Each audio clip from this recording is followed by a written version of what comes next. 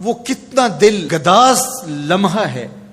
قرآن نے اس منظر کو بیان کیا کہ جب حضرت خلیل اللہ نے خواب دیکھا، اپنے بیٹے کو ساتھ لے کر کے وادی منع میں پہنچتے ہیں، اور جو ارادہ تھا، عزم مصمم تھا، اس کا اظہار اپنے بیٹے کے سامنے کیا تاکہ اس نیکی میں بطیب خاطر یہ بھی شامل ہو جائے۔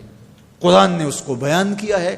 ایسی انوکھی کہانی آپ کو کہیں نہیں ملے گی، ایسی سچی کہانی اور عظیمت کی دل آویز داستاں کہ باپ اور بیٹا دونوں بیٹھ کے گفتگو کر رہے ہیں۔ کیا گفتگو ہے؟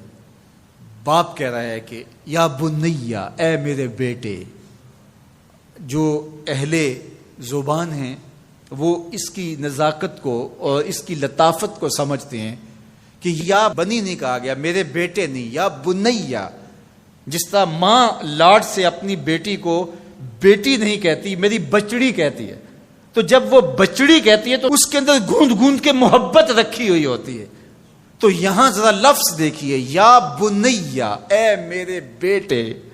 اللہ اکبر۔ اردو کے دامن میں کوئی اتنی وسعت نہیں ہے کہ ان لفظوں کی تعبیر ہو سکے جو شہد ان لفظوں سے ٹپک رہا ہے جو حضرت خلیل اللہ نے اپنے بیٹے کے لیے لفظ استعمال کیے۔ یا بنیا، اے میرے دل بند، اے میرے جگر کے ٹکڑے، اے میرے فرزند نونہال، میں نے خواب دیکھا ہے، اس خواب میں تجھے ذبح کر رہا ہوں۔ یہ خواب آپ یا میں دیکھیں تو ہم تو اپنی بیوی سے بھی اس کو شیئر نہیں کر سکتے، ہمارے رونگٹے کھڑے ہو جاتے ہیں، لیکن بیٹے سے کہہ رہا ہے۔ اور یہ محض خواب کسی تفنن تباہ کے لیے نہیں ہے، یا محض کوئی بات سمجھانے کے لیے نہیں ہے، اس کی تعبیر کی طرف بچے کو لانے کے لیے سنایا جا رہا ہے۔ کہا بیٹا میں نے ایک خواب دیکھا ہے۔ خواب کیا ہے؟ کہ میں تجھے ذبح کر رہا ہوں، اب تو بتا تیری رائے کیا ہے؟ اللہ اکبر۔ اب باپ بیٹے سے کہے کہ میں تجھے ذبح کرنا چاہتا ہوں تو بیٹے کا رد عمل کیا ہوگا؟ کوئی بھی تصور اپنے بیٹے کو کر کے سوچے کیا رد عمل ہوگا؟ اس کی آنکھیں پھٹی کی پھٹی رہ جائیں گی، وہ باپ کے ہوش و حواس پہ شک کرنے لگ جائے گا، کہے گا کیا بول رہے ہو، ہوش ٹھکانے ہیں؟ باپ ہو، سفاک ہو، کیا لہجہ ہے تمہارا، مجھے ذبح کرو گے؟ لیکن یہ فیضان نظر تھا یا کہ مکتب کی کرامت تھی؟ سکھائے کس نے اسماعیل کو آداب فرزندی؟ اقبال پوچھتے ہیں کیا تھا جس نے اسماعیل علیہ السلام کو آداب فرزندی سکھائے؟ وہ مکتب کی کرامت بھی تھی اور وہ فیضان نظر بھی تھا۔ فیضان نظر باپ کا تھا اور پہلا مکتب ماں تھی۔ سیدہ ہاجرہ نے سکھایا تھا باپ کی بات کیسے مانی جاتی۔ جو مائیں بیٹوں کو، بیٹیوں کو باپ کی اطاعت سکھاتی ہیں، وہ مائیں اپنی اولاد کو فرما بردار پاتی ہیں۔ ماں کے ہاتھ میں اولاد کی تربیت کا جوہر ہوتا ہے۔ یہ سیدہ ہاجرہ کی تربیت بول رہی ہے جب باپ نے کہا بیٹے میں تجھ کو ذبح کرنا چاہ رہا ہوں۔ کتنی بڑی بات ہے، آنکھیں پھٹی کی پھٹی رہ جاتی۔ یہاں بیٹا کوئی جواب نہ دیتا، اس سکتے کے عالم میں گردن جھکا دیتا۔ مکمل اطاعت کہلاتی، انقیاد امر کہلاتا، امتثال حکم کہلاتا۔ باپ کہتا میں تجھے ذبح کرنا چاہتا ہوں، بیٹا خاموش ہو جاتا۔ السکوت من الرضا، لمحے حساس ہوں تو خاموشی بھی رضا مان لی گئی تو بیٹا صرف خاموش ہو جاتا، سر جھکا لیتا۔ یہ کافی تھا، انقیاد امر تھا، حکم کی تعمیل تھی، امتثال امر تھا۔ لیکن بیٹا کیا کہتا ہے؟ یا ابت افعل ما تؤمر، ابا جی جو کرنا ہے کر گزریے۔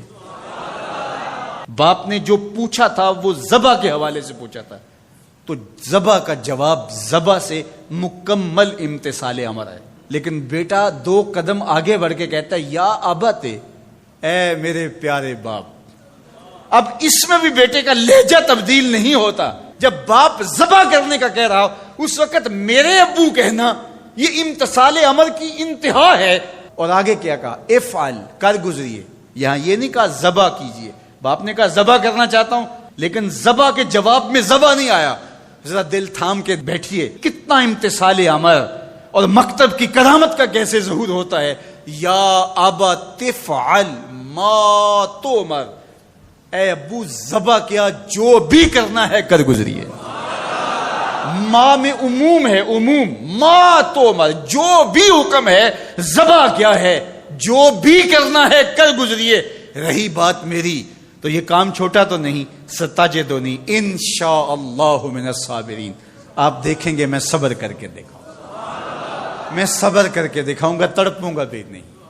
اب یہ منظر قرآن نے بیان کیا، فلما اسلما، جب دونوں نے طے کر لیا۔ کیا طے ہوا؟ فلاں نمبر کی گاڑی خرید لے نہیں، فلاں پلاٹ خرید لے نہیں، فلاں پلازا لے لے نہیں۔ باپ اور بیٹے کی وادی منع میں بات کیا ہوتی ہے؟